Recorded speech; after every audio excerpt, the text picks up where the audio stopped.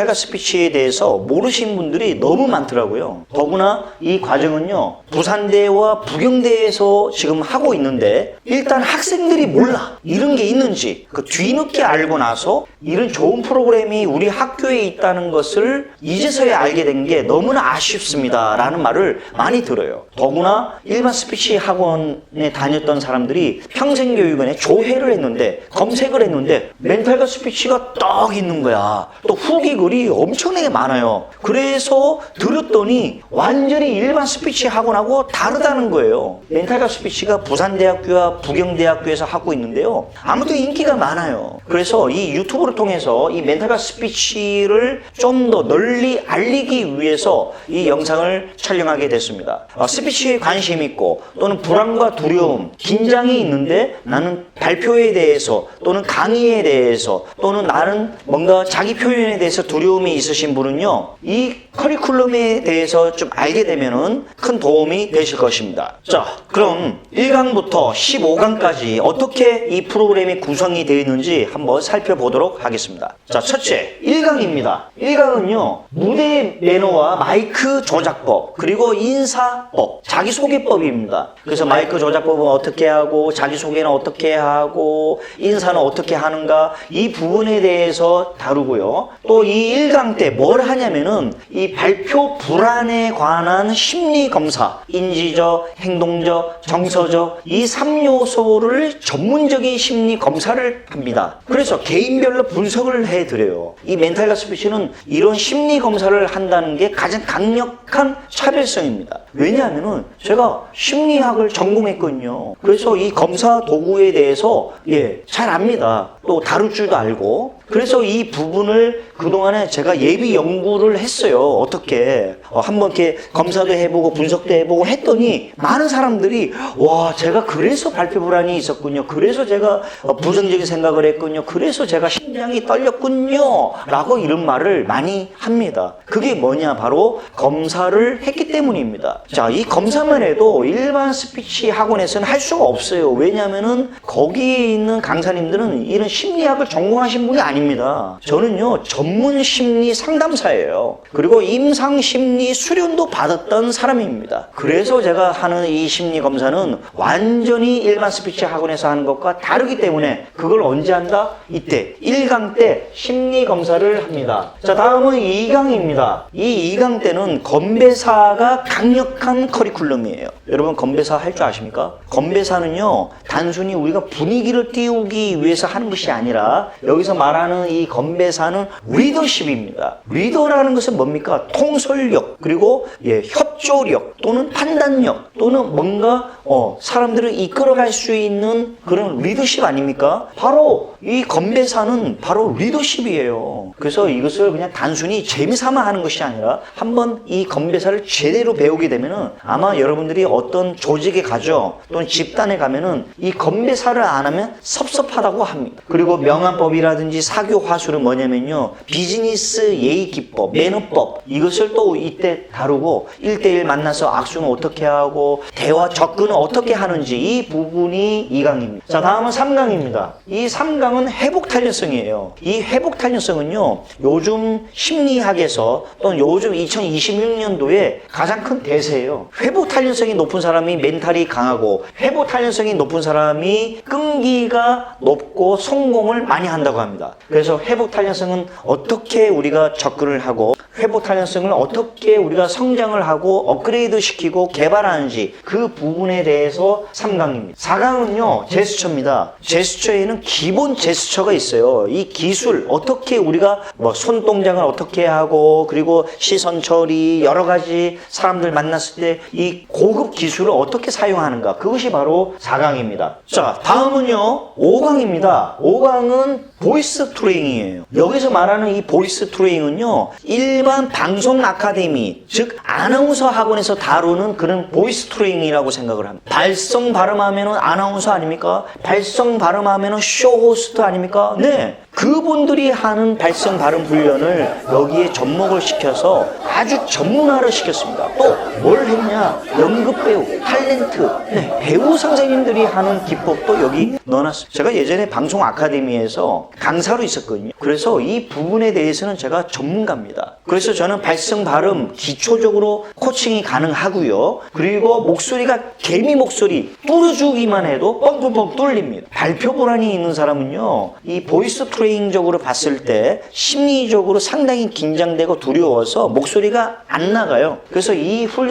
하게 되면 목소리가 커지고 자신감도 생기고 자존감도 올라갑니다. 그래서 이 5강도 상당히 인기가 많아요. 이걸 해봤더니 사람들이 너무 재밌대. 그리고 팀별로 같이 하거든요. 한 2시간 동안 훈련을 하는데 나중에는 이거 안 하면은 섭섭하다고 합니다. 그래서 나중에는 뭐 6강이나 7강 때 또 한 번씩 한 10분씩 다 같이 또 훈련도 합니다. 자, 다음은 6강입니다. 6강은 자존감 훈련입니다. 여기서 말하는 자존감이라는 것은 심리적인 요소이군요. 대부분 이 발표 불안이 있거나 또는 강의에 또는 발표에 스피치에 자신감이 없는 사람들은 자존감이 좀 낮아요. 네. 왜냐하면 아무리 노력해도 이게 잘 안 되거든. 그래서 스스로 나는 능력이 없나 봐. 나는 여기 재능이 없나 봐. 나는 정말 이것을 포기해야 되나? 이렇게 자존감이 낮은 분들이 많아요. 그래서 우리는 이 멘탈 스피치는 자존감을 어떻게 향상시킬 것인가 그 부분에 대해서 다룰 것이고요. 자, 7강 드디어 발표 불안입니다. 나는 발표 불안이 어디에서 나타나는가? 나에게 일어난 발표 불안은 무엇인가? 정서적으로 나는 어떤 불안이 있는가? 인지적으로 어떤 불안이 있는가? 그리고 행동적으로 어떤 불안이 있는가? 그리고 많은 사람들이 이 발표 불안을 극복하기 위해서는 어떤 노력을 했는가? 그 노하우가 여기 다 나옵니다. 물론 1강 때 심리 검사를 한다고 했죠. 이거 연결되어 있어요. 그리고 8강입니다. 8강은 명강사 교수법이에요. 여러분, 인기 강사들 또는 스타 강사들은요, 말빨로 스타 강사가 된 게 아니에요. 뭐냐면요, 콘텐츠 개발을 잘하고 또는 명강사 교수법을 사용을 했기 때문입니다. 즉, 구조화로 말을 했기 때문에 사람들이 들었을 때, 와, 저분 말을 참 잘한다. 저분 말하는 게 상당히 재밌고 설득력이 있다라고 얘기하고, 딱 구조가 딱 되어야 됩니다. 서론, 본론, 결론 또는 결론, 본론, 결론으로 딱 구조화가 되는 것이 명강사 교수법이에요. 자, 다음으로 사회진행법 9강입니다. 여러분, 사회진행 잘 하십니까? 이 사회는요, 여러분, 사회 잘 보십니까? 이 사회자는요, 신이 내린 능력을 인정받은 것입니다. 만약에 여러분이 사회를 본다? 인정을 받은 거예요. 만약에 여러분들이 사회를 본다? 능력자입니다. 아무나 이 사회를 안 시켜요. 그래서 이 사회를 볼 수 있는 능력만 있어도 대단한 겁니다. 근데 많은 사람들이 이 사회를 보라고 하면은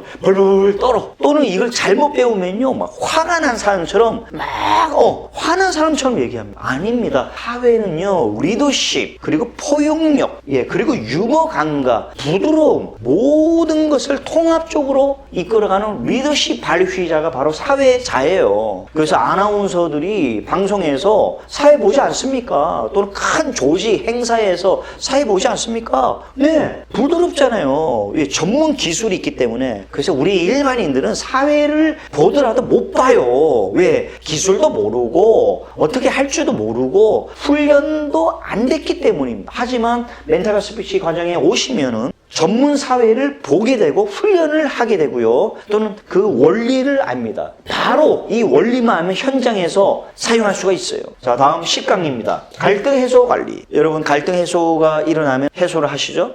이거는 우리 인간관계에서 일어나는 직장관계 또는 인간관계에서 일어났을 때 갈등을 어떻게 이끌어 갈 것인가. 이론이 아니라 실습이에요. 저는 실습이 70%입니다. 그래서 여기에서는 퍼실리테이션이라고 해가지고 회의도 하고 토론도 하고 또 조별로 발표도 하고 조별로 또는 자기의 생각을 표현하고 그리고 나와서 다시 사람들 앞에서 발표도 하는 겁니다. 한 사람만 하는 게 아니라 저는 다 합니다. 발표를. 상당한 인기가 있습니다. 제가 이것을 개발했는데 한 5년 걸렸어요. 이걸 했더니 많은 사람들이 너무나 좋아합니다.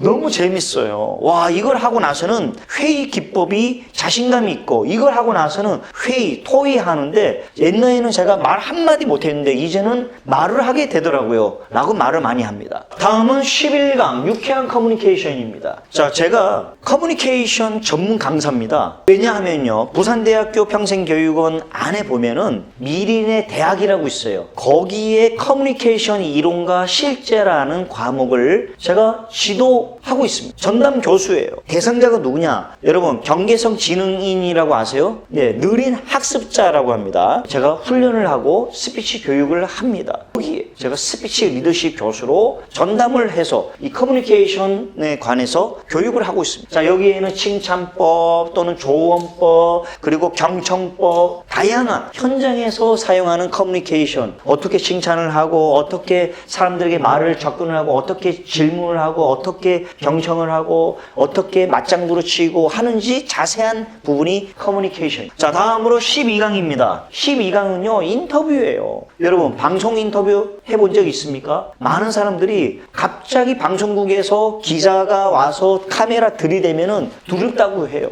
어떻게 할 줄 모르겠다고요. 그게 왜 그러냐? 답변을 할 줄을 몰라서 그랬어요. 인터뷰는요 뭐하고 연결이 되어 있냐? 이 명강사 교수법과 연결이 되어 있어요. 구조화로 말을 해야 돼요. 면접 준비하시는 분들 있죠. 이분들도 답변을 구조화로 해야지 그냥 하면 안 돼요. 네. 결론, 본론, 마무리로 구조화로 하는 것이 바로 인터뷰입니다. 그래서 질문을 잘 해야 돼요. 질문의 종류가 대략 10개 이상 있습니다. 자주 사용하는 질문이 있거든요. 그것을 이때 뭐 한다? 훈련을 합니다. 그러면 질문에 대한 두려움이 사라지고 질문을 받게 돼도 두려움이 사라집니다. 그리고 제가 앞으로 구조화에 대한 면접 답변이 있어요. 그리고 앞으로 제가 면접 답변에 대한 영상을 촬영을 할 건데요. 그것을 보시면 큰 도움이 되겠습니다. 자, 13강입니다. 프레젠테이션 스킬. 여러분, 프레젠테이션 잘하고 계신가요? 자, 여기서 말하는 프레젠테이션은 뭐죠? 소통입니다. 청중과의 소통을 해야 돼요. 저도 지금 여기에서 영상 촬영을 하고 있죠. 앞에 사람은 없지만 카메라가